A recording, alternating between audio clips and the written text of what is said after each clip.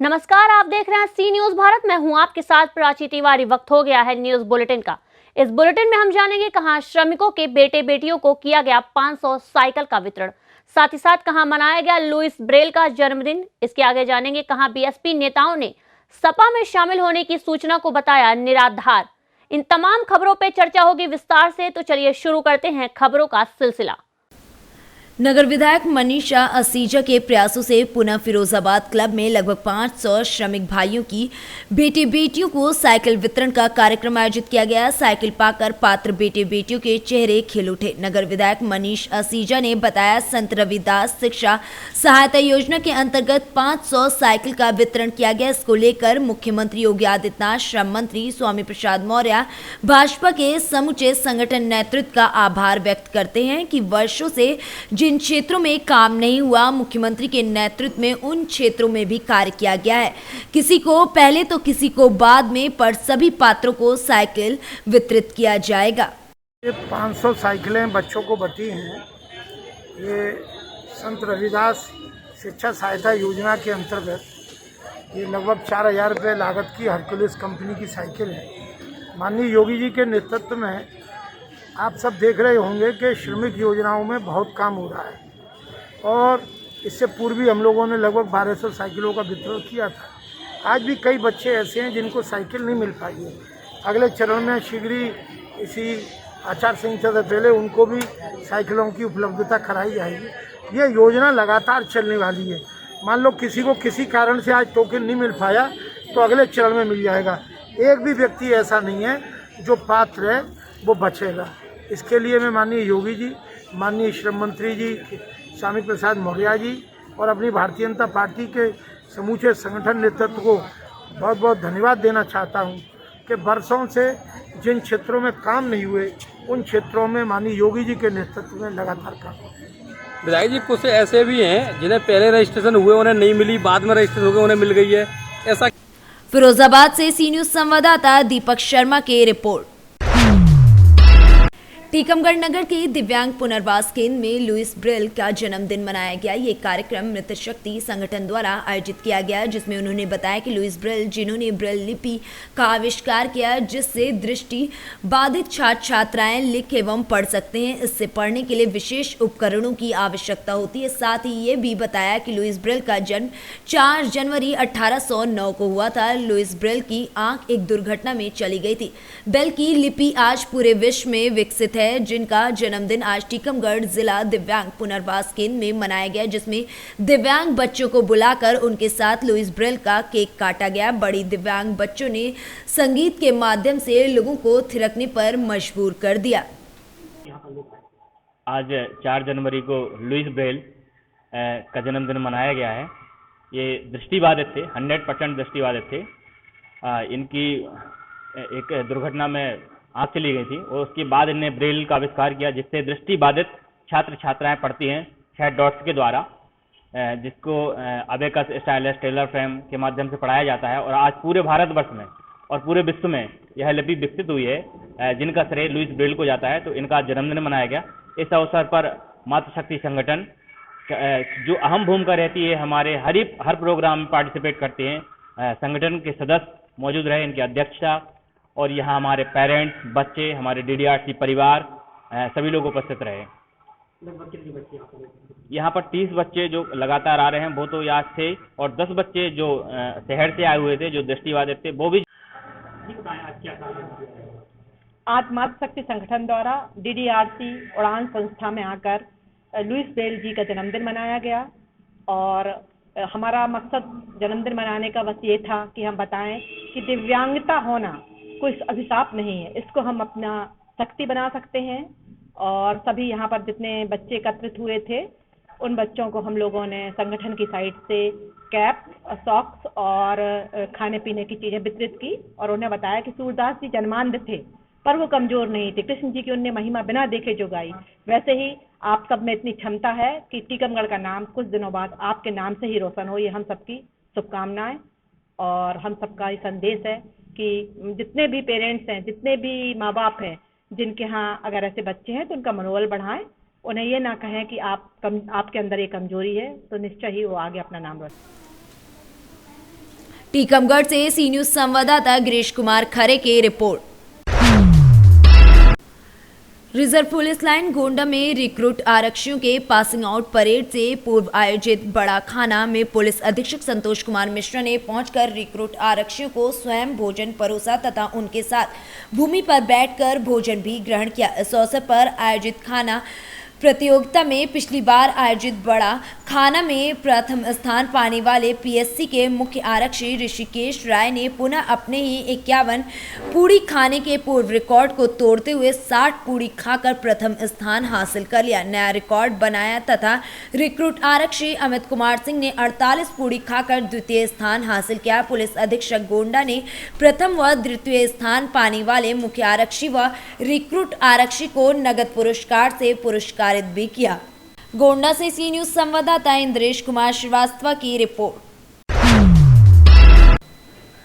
Salmani Savita welfare association ने साहबिये रसूल हजरत सलमान फारसी अनहु की याद में सलमानी सम्मान समारोह का आयोजन नगर के सिटी सेंटर मार्केट निबलेट चौराहे पर किया। बाराबंकी में जिला अध्यक्ष मोहम्मद जुबैर सलमानी की अध्यक्षता में कार्यक्रम का संचालन किया गया। संगठन के वरिष्ठ जिला उपाध्यक्ष अकील सलमानी ने कार्यक्रम के मुख्य अतिथि रहे। वहीं संगठन के प्रदेश अध्यक्ष मोहम्मद आसिफ सलमानी ने कहा कि अन्य समाज के लोग भी अपने हक की लड़ाई लड़ रहे हैं और सभी राजनीतिक पार्टियां उनको अपने साथ लाने के लिए व्याकुल हैं, जबकि उत्तर प्रदेश में सलमानी समाज की आबादी किसी से कम नहीं है। इसके बावजूद भी सलमानी समाज जीवन की मूलभूत सुविधाओं से वंचित है। आगे उन्होंने कहा कि आज हमारा सलमानी सविता समाज राजनीतिक उपेक्षा का शिकार है। सभी राजनीतिक दल समाज का वोट लेकर समाज को ठगने का काम करते हैं, लेकिन अब ऐसा नहीं होगा।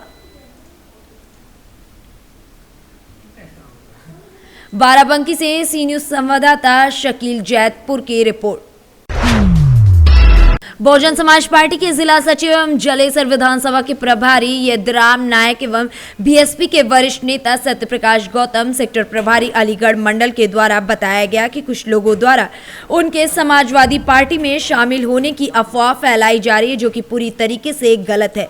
साथ ही उन्होंने बताया कि उनकी पूरी श्रद्धा बहुजन समाज पार्टी के प्रति है और पूरी लगन और ईमानदारी के साथ वो पार्टी के साथ हैं और आने वाले विधानसभा चुनाव में पार्टी द्वारा घोषित प्रत्याशी को पूरे दमखम के साथ चुनाव लड़ाए जाने के साथ ही उन्होंने मायावती को 2022 में मुख्यमंत्री बनाए जाने के लिए भी कहा है। क्या नाम है आपका? डॉक्टर यादराम नायक। नायक जी, अभी एक आपके नाम की ही चर्चा चल रही है कि आप समाजवादी पार्टी में शामिल हो गए हैं, क्या मामला है पूरा? ये बिल्कुल गलत है और जिन लोगों के उसमें दिया है मैं उनको जानता तक नहीं। मेरी ना उनसे कोई पहचान है, ना ही मैं उनके बारे में कुछ जानता हूँ। उन्होंने अगर अपना नाम बढ़ाने के लिए समाजवादी पार्टी में अपना कद बढ़ाने के लिए उन्होंने ये झूठे नाम हमारे दिए हैं और हमें बहुजन समाज पार्टी में आस्था है। बहुजन समाज पार्टी के हम पदाधिकारी हैं और उसमें रहेंगे हम। कितने दिनों से आप बहुजन समाज पार्टी में काम कर रहे हैं? मैंने जब से राजनीतिक कैरियर अपना बनाया तब से मैं बहुजन समाज पार्टी में ही हूँ। क्या नाम है आपका? मेरा नाम सत्यप्रकाश गौतम है, सेक्टर प्रभारी बहुजन समाज पार्टी अलीगढ़ जी। क्या मामला है कि बसपा के संबंध में कुछ सपा में जाने की चर्चाएं हो रही हैं? ऐसी कोई चर्चा नहीं है, ना ही हमारी किसी से ये सपा में जाने की कोई बात हुई है। ये निराधार है और ये लोग जो सपा में पहुंच चुके हैं वो अपना दलाली का काम कर रहे हैं, अपने आप की स्टेज बढ़ाने की कोशिश कर रहे हैं, बगैर पूछे हुए बगैर बात किए हुए नाम दिए जा रहे हैं। एटा से सी न्यूज संवाददाता राघवेंद्र अग्रिया की रिपोर्ट। बलिया के विपणन केंद्र रेवती में किसानों का धान की खरीदारी न होने पर रेवती विकासखंड के सैकड़ों किसानों ने मंगलवार को विपणन गोदाम में धरना प्रदर्शन किया। वहीं डिप्टी आरएमओ अविनाश चंद्र सागरवाल बलिया ने भी अपनी बात रखी। रेवती में मैं खड़ा हूं, जहां पर आज विपणन गोदाम में धरना प्रदर्शन किसानों द्वारा किया गया। जो रेवती क्षेत्र के किसान हैं, विकासखंड रेवती के किसान हैं, इन किसानों का मांग था कि इनके धान की खरीदारी हो, लेकिन कतिपय कारणों से इनके धान की खरीदारी नहीं हो रही है। क्षेत्रीय किसानों ने एक लामबंद होकर लगभग सैकड़ों किसानों ने आज विपणन गोदाम रेवती पर धरना प्रदर्शन किया, जहां पर डिप्टी आरएमओ को भी आना पड़ा। मैं रेवती नगर पंचायत में हूँ और यहाँ पर विपणन गोदाम में खड़ा हूँ जहाँ पर राशन की खरीद बिक्री होती है। यहाँ पर तमाम लोग आज धरना प्रदर्शन किए थे। मामला ये था कि उनके जो भी राशन है उनकी खरीदारी नहीं है, धान है, गेहूं है। क्या इस संबंध में आपका क्या कहना है? हमारा कहना है कि मैं बबलू पांडे नगर पंचायत रेवती बोली है, हम भी किसान हैं। हमारा इन लोगों से यही अनुरोध था या है या रहेगा कि डंकल धान कोई लोग करें कि हम नहीं लेंगे। और यहाँ के क्षेत्र में मेरा मुद्दा है कि 24 तारीख से लेके अभी तक धान तौल नहीं हुई है। ये लोग धान तौल करें, पीछे जिनका टोकन कैंसिल होगा उनका धान कैसे तोलेंगे ये उसके निर्णय लेके बतावें। उस संदर्भ में हमने इनको ज्ञापन भी दिया है। आप हैं डिप्टी आरएमओ साहब, और आज वो सुबह बोले थे कि हम 10 बजे पहुंच जाएंगे, लेकिन अभी तक यहाँ के मार्केटिंग इंस्पेक्टर नहीं आए। तब हम लोग धरने पर बैठे तो ही आए। आज इनको इनके उस पर हम लोग जाने दे रहे हैं। कल से अगर किसानों का धान तौल नहीं हुआ, अपूर्व के किसानों का जो भी धान है वो कैसे तौल करेंगे उस पर कोई निर्णय नहीं लिया गया तो कल से हम लोग काला पट्टी बांध करके इस चीज़ के खिलाफ विरोध करेंगे। बबलू पांडे जो नगर पंचायत रेवती के एक समाजसेवी के रूप में जाने जाते हैं, इनका कहना है कि अगर किसानों के जो भी धान है उनकी खरीदारी नहीं हो रही है तो कल काली पट्टी बांध के इनका विरोध होगा। हमारे बीच में इस विभाग के बड़े अधिकारी हैं डीपी आरएमओ साहब, इनसे हमारी वार्तालाप हो रही है। आप बयान दीजिए, क्या कहना चाहते हैं आप इस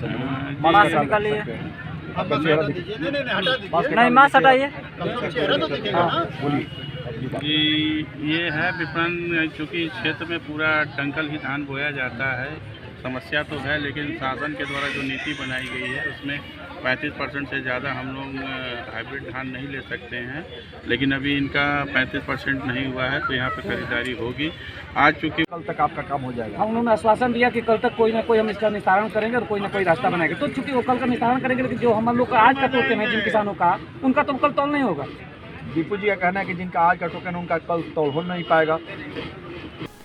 बलिया से सी न्यूज संवाददाता गिरीश मिश्रा की रिपोर्ट।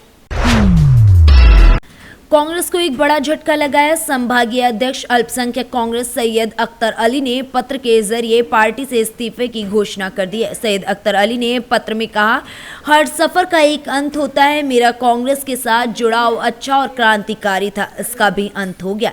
मैंने पार्टी से इस्तीफा दे दिया। उन्होंने मध्य प्रदेश कांग्रेस कमेटी अध्यक्ष कमलनाथ को प्रेषित अपने पत्र में कहा कि मध्य प्रदेश में कांग्रेस अल्पसंख्यकों पर ध्यान नहीं दिया जा रहा है। अख्तर अली के साथ अन्य रशीद खान, जिला महामंत्री आजम खान, ब्लॉक अध्यक्ष वसीम खान, नगर अध्यक्ष रहमान खान ने भी अपने पद से इस्तीफा दे दिया है। संभागीय अध्यक्ष के पास खंडवा जिले का प्रभार था। इसको संभागीय अध्यक्ष ने अभी इस्तीफा दिया, इसकी जानकारी लगी हुई है, इसमें आपका क्या कहना है? मुझे इस मामले की कोई जानकारी नहीं है, न मेरे तक न कोई सूचना आई है अभी तक, और न मुझे इस बारे में कुछ पता है। अब इसकी कोई जानकारी आएगी, अब मैं बड़े हाईकमान से बात करूँगा, उसके बाद चर्चा करूँगा। कांग्रेस के संभागीय उपाध्यक्ष पद से इस्तीफा दिया, उसका प्रमुख कारण क्या है? प्रमुख कारण क्या है, 3 सालों से इस पार्टी के अंदर काम कर रहा हूँ। इसके बाद में ऊपर के पदाधिकारी जितनी तवज्जो देना चाहिए वो नहीं दे पा रहे हैं। इसके बाद में मेरा खुद का स्वास्थ्य सही नहीं रहने के कारण आज मैं इस पद से इस्तीफा दे रहा हूँ। आगे की रणनीति क्या है आपकी? आगे की रणनीति है, मैं समाज सेवी के रूप में समाज के लिए हमेशा काम करता रहूँगा। कांग्रेस ने आपको इतने जिम्मेदार पद से नवाजा, उसके बाद इस्तीफा देने। खंडवा से सी न्यूज संवाददाता इरफान खान की रिपोर्ट। सपा की महिला जागरूकता सम्मेलन को संबोधित करने के लिए सपा की महिला मोर्चा प्रदेश अध्यक्ष लीलावती कुशवाहा समारोह में पहुंची। वहीं महिला जागरूकता सम्मेलन में सपा ने महिला समर्थकों को सपा कार्यकाल में महिलाओं के लिए किए गए कामों को याद दिलाया। महिला प्रदेश अध्यक्ष ने कहा कि भाजपा जरूरी मुद्दों पर बात नहीं करती। आज के समाज में महंगाई, बेरोजगारी सबसे बड़ा सामाजिक मुद्दा है। सपा सरकार के कार्यकाल में महिलाओं के लिए पेंशन, बच्चों के लिए लैपटॉप के साथ ही छात्राओं को छात्रवृत्ति भी दी गई थी, लेकिन अब ऐसा क्या हो रहा है? आज समाजवादी पार्टी की तरफ से क्या कार्यक्रम रखा गया, क्या कार्यक्रम? देखिए, आप यहाँ पे देख ही रहे हैं कि कितनी महिलाएं यहाँ पे इकट्ठी हैं और हम सभी का यही उद्देश्य है कि हम माननीय अखिलेश यादव जी को मुख्यमंत्री बना करके लेके आए। जिन मुद्दों पर सरकार आ रही है आपकी, देखिए, सबसे पहले तो मैं ये कहूँगी, मैं महिला हूँ तो महिला की सुरक्षा को लेकर के हम सबसे पहले कदम उठाएंगे, ठोस कदम उठाएंगे। बेरोजगारी है, शिक्षा के उसमें है, हमारी बालिकाओं को जो बलात्कार। अध्यक्ष जी, आज आप बुलंदशहर आई हैं और कलश में जो कार्यक्रम रखा गया है, इस कार्यक्रम का क्या उद्देश्य है? आज ये 65 जिला है हमारा महिला जागरूकता कार्यकर्ता सम्मेलन आज बुलंदशहर में है।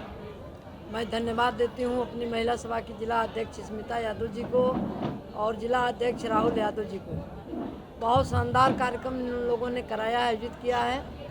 और जिस तरह से महिलाएं पूरे प्रदेश में आज महंगाई से परेशान है, भारतीय जनता पार्टी एक बार भी महंगाई पर चर्चा नहीं करती, एक बार भी इस पर बात नहीं करती कि बेरोजगारी पर कभी भी बात नहीं करती। अब उनका एजेंडा हो गया है हिंदू मुसलमान सिख ईसाई, इस तरह की बात करके कि आप हिंदू हो कि नहीं। तो मुझे नहीं चाहिए भारतीय जनता पार्टी का सर्टिफिकेट कि हम हिंदू हैं कि नहीं हैं। हम हिंदू मुसलमान की बात ना करके महंगाई की बात करें, बेरोजगारी की बात करें। और जिस तरह से पूरे प्रदेश में जंगल राज कायम है, महिलाएं हताश और निराश हैं, इस पर कोई चर्चा नहीं होती है। क्यों चर्चा नहीं होती है कि ये लोग परिवार वाले नहीं हैं। यदि परिवार वाले होते तो महंगाई पर चर्चा करते, महिलाओं की सुरक्षा पर बात करते, बेरोजगारी पर बात करते। बुलंदशहर से सी न्यूज़ संवाददाता नितिन सिंह की रिपोर्ट।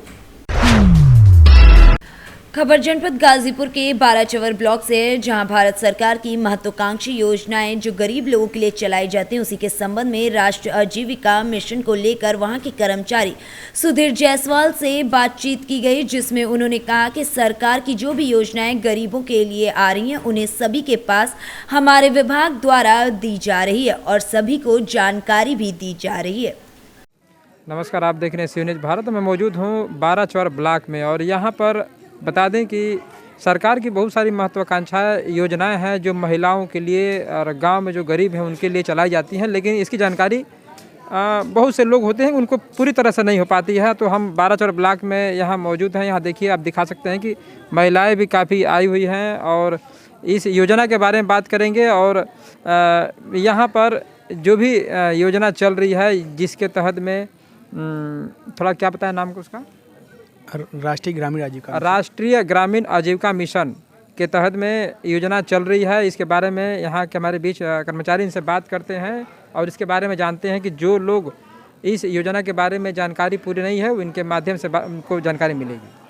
नमस्कार जी, जरा परिचय बना दीजिए। मैं सुधीर जायसवाल, खंड मिशन प्रबंधक, राष्ट्रीय उत्तर प्रदेश राज्य ग्रामीण आजीविका मिशन विकासखंड बाराचवर का मैं प्रबंधक हूँ, जो आजीविका मिशन का पूरा देख रेख करता हूँ। अच्छा। तो एक्चुअली जो समूह में जो महिलाएं जुड़ना चाहती हैं वो सैक सूची जो है हमारी जनगणना जो 2011 में हुई है, उसमें जो गरीबी रेखा BPL सूची की जो महिलाएं हैं उनको जोड़ा जाता है।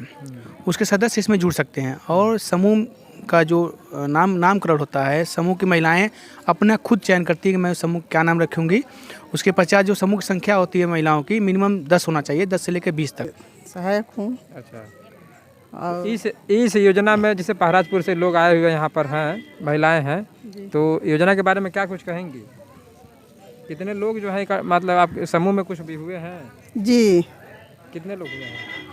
हम अपने तरफ से मतलब 7 समूह बना चुके हैं। अच्छा जी, तो कहीं ना कहीं आगे चल के इनके लिए बिल्कुल फ़ायदा होगा समूह से।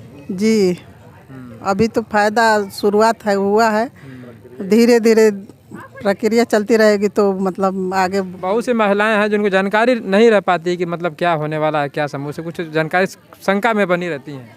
जी, तो शंका समाधान कर देते हैं, हम लोग बता देते हैं, अच्छा से समझा देते हैं। अच्छा। जो भी बात है वो इधर से हम लोग पूछताछ कर लेते हैं, उसके बाद वो लोग सब समझा देते हैं। हर ग्राम पंचायतों में आप ही के समान जो है सभी लोग होंगी कि कैसे रहता है व्यवस्था? जी, अभी तो मतलब सबका व्यवहार अलग अलग है। अच्छा। हम लोग को मतलब सबका व्यवहार विचार जो अलग है। हाँ जी, हाँ, क्या बता रहे हैं भैया? हाँ, जरा अपना परिचय बता दीजिए। मेरा नाम है पूनम। हाँ। और मैं बैंक सखी हूँ, जो कि मैं पढ़ी लिखी बेरोज़गार थी। अच्छा। तो इस समूह से जुड़ के मुझे बैंक सखी में काम करने का मौका मिला है। अच्छा। और मैं वही कर रही हूँ इस टाइम। थोड़ा सा योजना में देख रहे हैं महिलाएं भी आ रही हैं, लगातार आ रही हैं, थोड़ा कन्फ्यूजन में। गाजीपुर से सी न्यूज संवाददाता रमेश यादव की रिपोर्ट। मंगलवार को कालापीपल तहसील के ग्राम आनंदी खेड़ी में ग्रामीण आत्माराम पिता शिव नारायण ने बताया कि जंगल में उनका कच्चा घर है। वहीं घर के सामने लकड़ी की झोपड़ी बनी हुई है जहां उनकी बकरियां बंधी रहती हैं। वहीं झोपड़ी में अज्ञात कारणों के चलते आग लग गई, जिसमें बंधी हुई बकरियां आग से जल गईं। वहीं उनकी मौत हो गई। वहीं 2 बकरी घायल भी बताई जा रही है। इसके साथ ही लकड़ी की बनी झोपड़ी में रखा अन्य सामान भी जलकर राख हो गया। शाहजहाँपुर से सी न्यूज संवाददाता संदीप गहलोत की रिपोर्ट। आगरा में गरीब बेसहारा लोगों को भोजन कराने के साथ ही कंबल वितरण कर नववर्ष मनाया गया। वहीं समाज सेवी अतुल तिवारी द्वारा ताजनगरी स्थित होटल स्टार ऑफ द ताज पर आयोजित कार्यक्रम में हर वर्ष की भांति नववर्ष के अवसर पर सर्दी से बचाव के लिए गरीब और बेसहारा लोगों को कंबल वितरित किया गया। अतुल तिवारी के अनुसार 1000 गरीब बेसहारा लोगों को कंबल वितरित कर भोजन कराया गया। इस दौरान दुर्गेश तिवारी, रेणु तिवारी, दिलीप तिवारी, गौरी देवी, खुशबू तिवारी भी मौजूद रहे। मौका है, क्या अवसर है ये जो कंबल वितरण किए जा रहे मजदूरों को, श्रमिक हैं आपके? हम हर साल की भांति अपने बच्चों के जन्मदिन रामरुद्र पर कंबल वितरण, गरीबों को भोजन का प्रोग्राम करते हैं। नव वर्ष में हम नववर्ष सेलिब्रेट नहीं करते, हम अपने बच्चों के जन्मदिन पर, ये 4 जनवरी को होता है, उस पर कंबल वितरण, गरीबों को भोजन जो भी हमसे बन सकता है हम उनके लिए करते हैं। हमारी ये आस्था है कि गरीबों में बांटने से हम उनके दुख दर्द में शामिल होंगे तो हमें खुशी मिलती है, ना कि सेलिब्रेशन करके बड़े बड़े होटलों में जाके उनको छोड़ के। हमने अपना हमेशा का बनाया है कि हम बच्चों के जन्मदिन पर गरीबों की सेवा करेंगे। और कोई? आगरा से सी न्यूज संवाददाता अनुज उपाध्याय की रिपोर्ट। ज्ञात हो कि सूरजपुर जिले के क्षेत्र बिहारपुर चांदनीपुर थाना क्षेत्र के रेड नदी में इन दिनों बड़े पैमाने पर रेत माफिया के द्वारा अवैध रेत का कारोबार किया जा रहा है। रेत माफियाओं के हौसले इन दिनों इतने बुलंद हो गए हैं कि बिना किसी डर के खुलेआम अवैध रेत का कारोबार कर रहे हैं। नदियों का सीना चीर करके रेत का अवैध कारोबार करने वाले रेत माफियाओं पर कार्रवाई कब होगी, ये अपने आप में एक बड़ा सवाल है। आखिर ऐसे रेत माफियाओं के विरुद्ध जिला प्रशासन कब कड़ी कार्रवाई करेगा? नियमों का उल्लंघन कर सीमांकन के बाहर अवैध रेत का उत्खनन किया जा रहा है। छत्तीसगढ़ से सी न्यूज संवाददाता चंद्रकांत साहू की रिपोर्ट। कोरोना की दूसरी लहर से हुए कोहराम से देश अभी तक उभरा भी नहीं था कि कोरोना ने दोबारा कहर मचा दिया है। कोरोना की तीसरी लहर ने देश में दस्तक दे दी है। आपको बता दें कि इससे मध्य प्रदेश भी अछूता नहीं है। मध्य प्रदेश के दतिया जिले में कोरोना फिर से पैर फैलाने लगा है और इसी बीच दतिया जिला कलेक्टर भी कोरोना संक्रमित पाए गए हैं। दतिया चिकित्सालय अधिकारी CMHO से जब मीडिया ने चर्चा की तब उन्होंने बताया कि कोविड के कुल 9 पॉजिटिव मरीज पाए गए हैं, जिसमें दतिया कलेक्टर एवं अतिरिक्त पुलिस अधीक्षक, वहीं दतिया कलेक्टर के बच्चे भी कोरोना पॉजिटिव पाए गए हैं। दतिया से सी न्यूज संवाददाता नितिन दांत्रे की रिपोर्ट। औरंगाबाद जिले में हस्तशिल्प व्यापार मेला पटना के नटराज स्टूडियो के माध्यम से पंजाब नेशनल बैंक के सामने स्वदेशी मेले का औरंगाबाद में आरंभ हुआ। ये जनवरी महीने भर यहां पर चलता रहेगा। देश के हर राज्यों से जगह जगह से मेले में लोग आ रहे हैं। वहीं छत के नीचे सारी चीजें एक जगह पर उपलब्ध कराई जा रही। सबसे बड़ी बात है कि उचित दामों पर विभिन्न तरह की स्वदेशी चीजों से लोगों को रूबरू कराया जा रहा है। बच्चे हों या महिलाएं, सभी लोग इसका बहुत ही अच्छे तरीके से आनंद उठाते हैं और साथ में कहते हैं कि इस तरीके की चीजें होने से लोगों में जागरूकता आती है। जी हाँ। तो ये बताइए कि ये जो हस्तशिल्प व्यापार मेला जो लगा हुआ है औरंगाबाद में, इसको कैसे देखते हैं? कैसे देखते हैं इसको? कैसा लग रहा है? अच्छा लग रहा है। एक ही छत के नीचे बहुत सारा जो आइटम है, तो इसको कैसे देख रहे हैं? अच्छा लग रहा है, मतलब हर चीज़ यहाँ पे मिल रहा है, मतलब सब कुछ। लगता है कि इस प्रकार की चीज़ें जिले में होनी चाहिए। जी हाँ, होनी चाहिए। होनी चाहिए। तो यहाँ का व्यवस्था के बारे में कुछ बताएं। बहुत अच्छा है, व्यवस्था भी बहुत अच्छा है। व्यवस्था दिख रहा है? हाँ, दिख रहा है। ओमिक्रॉन का भी खतरा है, तो उसको लेके कितना तैयार है? उसको लेके हम लोग तैयार हैं, मास्क लगा ही करके चलते हैं, लेकिन यहाँ पे थोड़ा सा देख रहे हैं कि और भी नहीं है तो थोड़ा अपने भी फ्री है। लोग को जागरूक भी कर रहे हैं। जागरूक करना ही चाहिए। देखिए अच्छा ना लगता है। कितना ही महिलाओं युवाओं को एक रोजगार मिलता है। क्या लगता है अभी कोरोना काल जैसे ही अभी समाप्त भी नहीं हुआ है, ओमिक्रॉन नामक एक बीमारी जो है वो लगातार रन कर रही है, तो इसके तैयारी के लिए क्या आपने किया? हमारे यहाँ सैनिटाइजर किया जाता है ढुकने से पहले, और प्रति लोग को एक मास्क दिया जाता है। और 2 साल से हम लोग एकदम बिल्कुल बेरोजगार पड़े हुए थे। अभी थोड़ा सा माननीय मुख्यमंत्री जी के आदेशानुसार कहीं कहीं इस तरह का कार्यक्रम आयोजन हो रहा है। कोरोना से तो पूरे विश्व ही तबाह है, लेकिन फिर भी इसमें करोड़ों की संख्या में लोग इस तरह का रोजगार करते हैं पूरे भारत में। तो सरकार को भी हम लोग को ऊपर थोड़ा सा ध्यान देना चाहिए, और ताकि आप। क्या नाम हुआ? प्रमोद कुमार।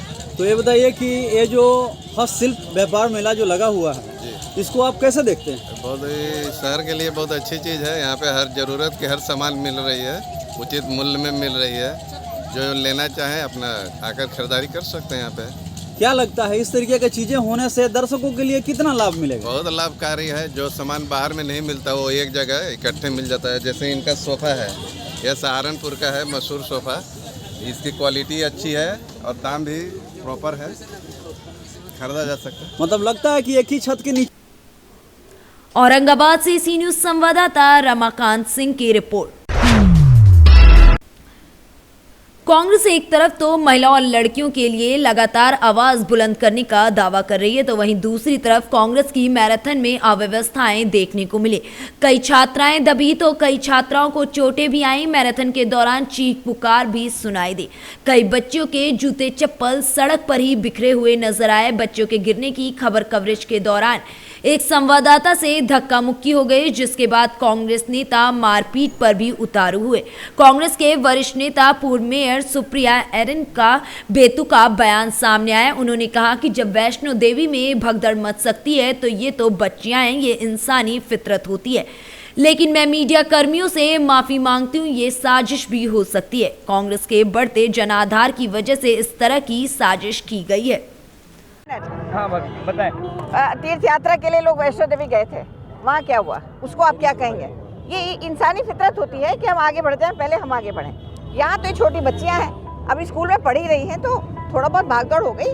आप लोगों से मेरी गुजारिश है, क्योंकि मैं खुद मीडिया से हूँ, मेरी अपने मीडिया के भाइयों से गुजारिश है, प्लीज़ अगर किसी के साथ कोई किसी को ऐसा बुरा लग गया हो तो मैं सब अपने कांग्रेस की तरफ से माफ़ी मांगना चाहती हूँ। कुछ नहीं ऐसा है, आप लोग सब हमारे भाई हैं, और मैं जानती हूँ अंदर ही अंदर आप सब कांग्रेसी हैं, मैं ये भी जानती हूँ, क्योंकि मैं रही हूँ, मैं बात करती हूँ दिल्ली में। सारा मीडिया चाहता है कांग्रेस वापस आए, कैसे आए यही सब सोच रहे हैं। तो आप लोग उसका कारण भी एक चीज मैं बता दूं। आपकी बीच के लोगों ने अभद्रता की, अभी मीडिया से हाथापाई तक की नौबत आ गई। नहीं किसी ने हाथापाई वो देखिए, वही बात जैसे बहन जी ने कहा कि हर तरह के लोग हर जगह घुस जाते हैं। मैं तो ये भी कहूँगी ये कोई साजिश भी हो सकती है। कौन था, क्या था, किसी का चेहरा देखा आपने? हम में से बीच में नहीं होगा वो, ये प्लांटेड लोग हैं। और कांग्रेस का इतना बढ़ता वो देखकर जनाधार, क्या पता कौन बीच में आ गया। तो आप हमें उनकी तरफ से भी आपसे माफी मांगो। बिल्कुल बिल्कुल।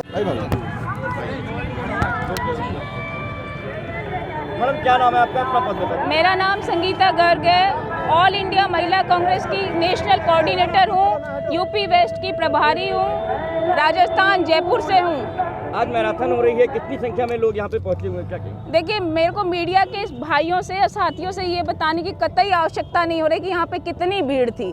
यहाँ पे पूरा मैदान जो था बच्चियों से खचाखच भरा हुआ था। ये इनका जोश, जुनून और जज्बा जो प्रियंका जी के नारा लड़की हूँ लड़ सकती हूँ के साथ चल रहा है, इसीलिए ये बच्चियाँ इतने जोश में यहाँ सुबह से लेके अभी तक उपस्थित थी।